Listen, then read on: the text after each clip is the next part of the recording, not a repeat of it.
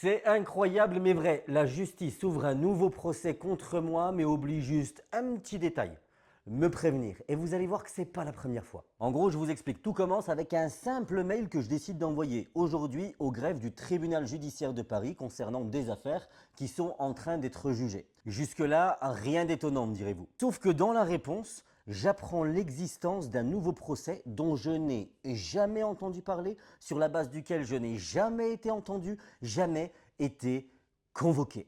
Et le pire dans tout ça, c'est que ça me rappelle exactement ce qui s'est passé en juin 2024. J'ai été soi-disant convoqué, mais cette convocation ne m'est jamais parvenue, alors qu'ils savent très bien où me trouver, vous pensez bien. Et puis ça a débouché sur quoi? Sur 2 mandats de recherche, une arrestation et un placement en détention provisoire, rien que ça. Vous allez me dire quel est l'intérêt de ne pas me convoquer? Ben moi j'ai ma petite hypothèse et vous allez crier au complot, mais comme je vous l'ai déjà dit, s'il y a des complotistes, c'est bien parce qu'il existe des complot. Ceci étant dit, eh bien, la seule explication que je mets derrière tout ça, vous savez, à chaque fois qu'il me convoque devant la justice, c'est pour me convoquer à 500 km de chez moi. Aller-retour, ça fait 1000 km. Et je vous rappelle qu'au mois d'octobre, 4000 km ont été faits par ma petite personne pour me rendre aux différents rendez-vous judiciaires qui me sont imposés.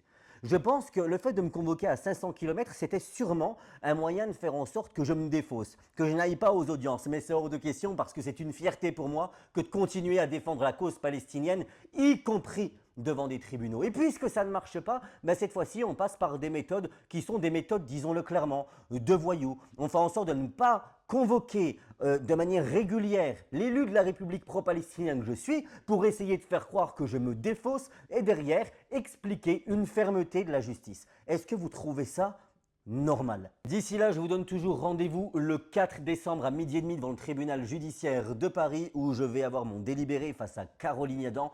Je vous le rappelle, je risque 6 mois de prison ferme et une interdiction des réseaux sociaux. Si vous souhaitez me soutenir dans le cadre de mes frais de justice face aux plus de 40 procès intentés à mon encontre par les sionistes et leurs alliés, c'est ici que ça se passe. Vous y trouverez toute une série de produits que je confectionne moi-même dans mon atelier. Je vous le répète encore une fois, c'est ensemble, unis et solidaires qu'on va les mettre en PLS.